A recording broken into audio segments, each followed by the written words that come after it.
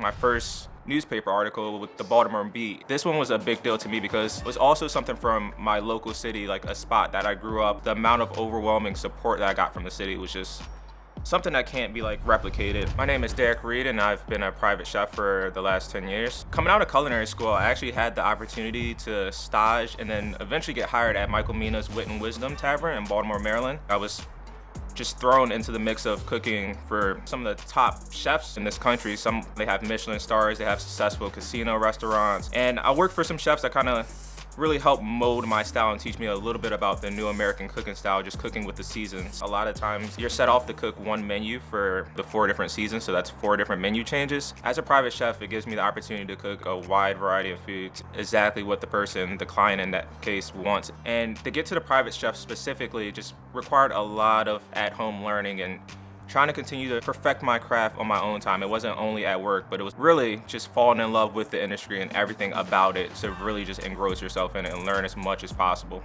My first experience actually falling in love with cooking was with my first just restaurant and first job overall. I was a silverware roller at Chili's, so just being in that kitchen just exposed me to something I've never seen before. Growing up, my mom would always cook and she would host these parties, but I never had seen it done in a team aspect like that. And being such a basketball fan, a basketball kid my entire life, I fell in love with that team aspect of it. Everybody working together just to put up one dish possibly. Someone's doing the sides, someone's doing the fish, someone's doing the grains. I could say that that was the first time I really fell in love with the industry and just everything it had to offer, from the creativity of it. It's one of those industries where really whatever you can think of, you can make, as long as you dedicate yourself to learning it.